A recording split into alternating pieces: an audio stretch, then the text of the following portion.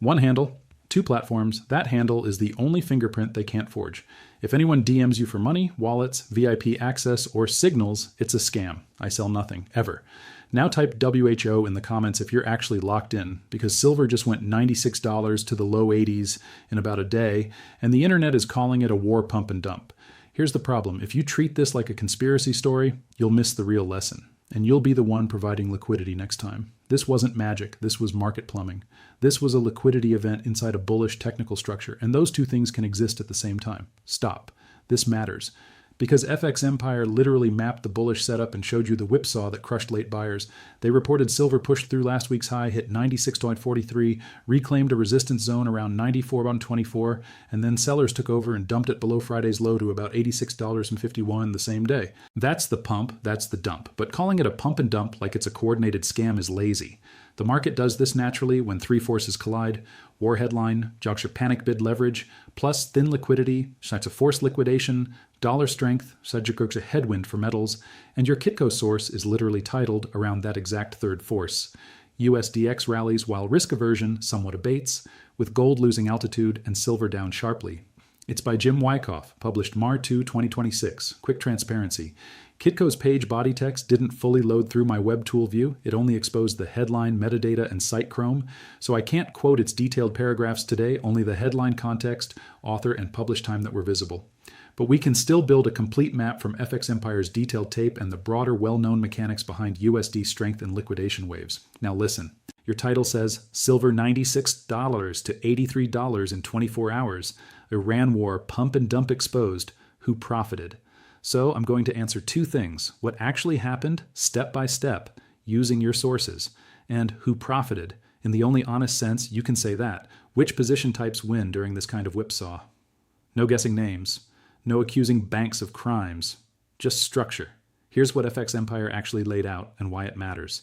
They said silver had a bullish posture. It reclaimed key moving averages after a bearish correction, with the faster 10-day moving average crossing above the 20-day and potentially rising above the 50-day. They called the consolidation above moving average support generally bullish, especially after a bearish correction.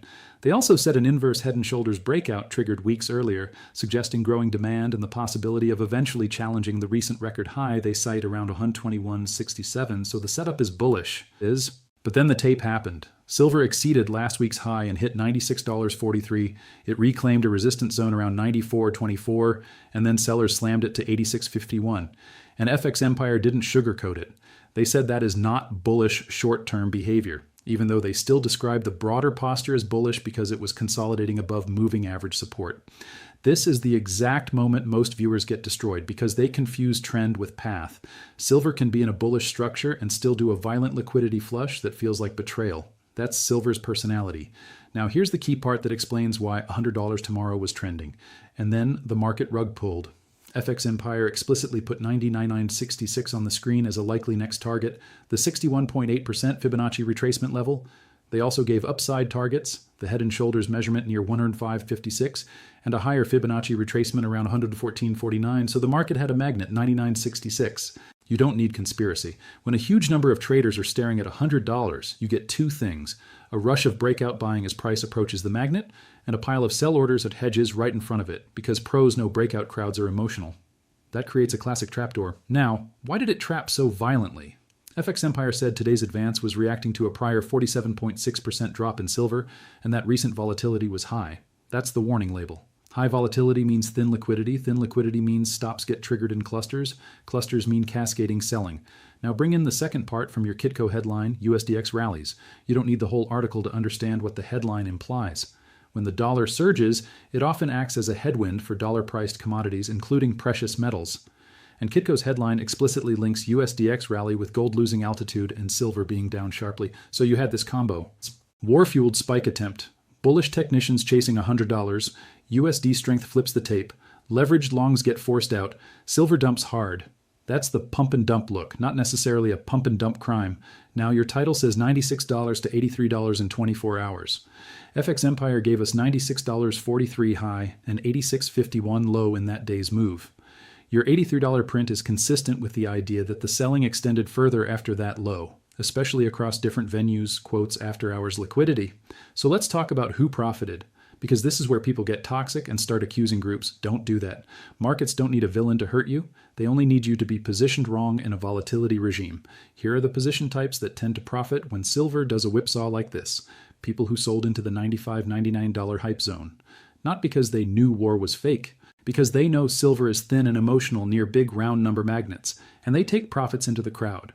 Options volatility sellers and dealers positioned for mean reversion. When implied volatility is extreme, the market can pay you for being the house, until it doesn't. The best pros do it with defined risk. The amateurs do it naked and blow up. Dollar bulls. When the USDX rallies into risk-off conditions, metals often struggle intraday. Kitco's headline is literally framed around USDX rallying while gold loses altitude and silver falls sharply. Trend traders who entered earlier and used the spike as a distribution event. FX Empire said the structure had been constructive since the early February low around 64.06, describing the advance as orderly and constructive before the whipsaw. If you were early, you had room to sell into chaos. People who were not leveraged, this is the quiet winner nobody brags about. Because leverage is what turns a volatile day into forced liquidation. So the real answer to who profited is the people who understood that silver's biggest enemy isn't direction, it's path. Now I'm going to expose the real pump and dump mechanism, not as a conspiracy, but as a behavioral loop. Here's how this usually plays out. War headline hits. Everyone wants the same three things: gold, oil, silver. Silver is smaller and thinner, so it moves faster. Price approaches a round number, in this case 100.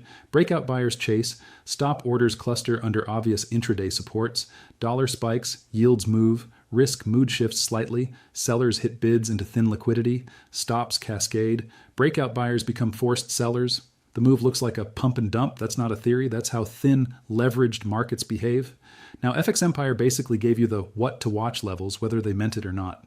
They said near-term support includes last week's low around 84.94 and the rising 20-day moving average around 82.49. So if you want the adult version of this story, it's this.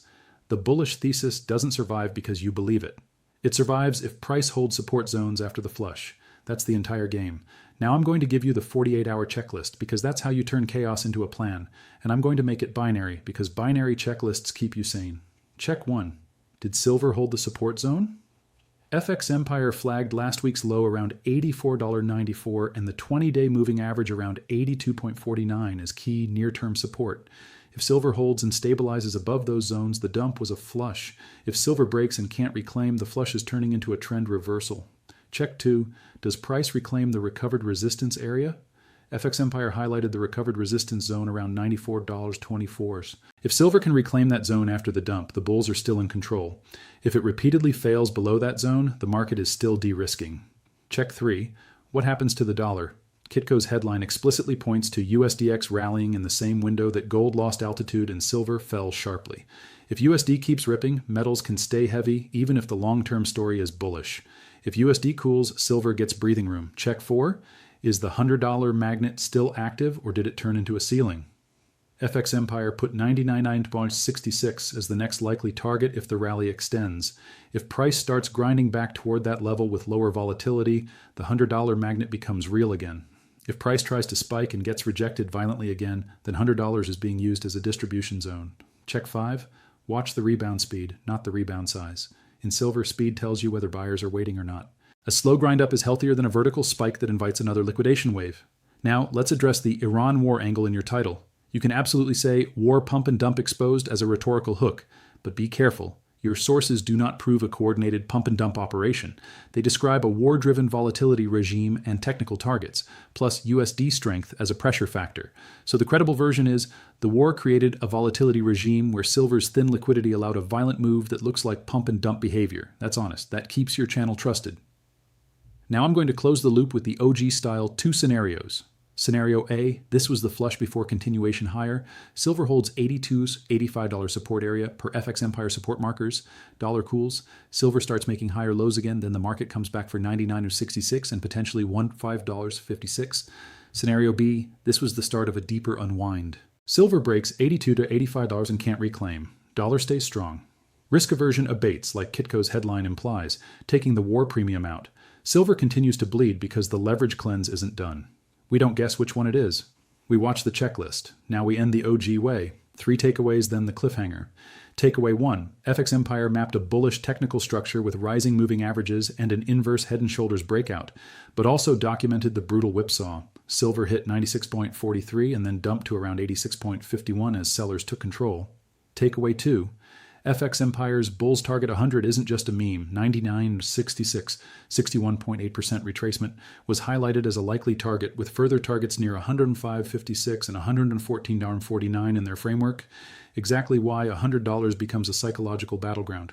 Takeaway 3, your Kitco headline frames the macro pressure correctly, USDX rallying while risk aversion somewhat abates, with gold losing altitude and silver down sharply. Classic conditions for silver to get hit hardest. Here's the cliffhanger. When silver gets slammed again, does it bounce fast off the 84.94, 82.49 support zone FX Empire flagged, or does it slice through like there's no bid?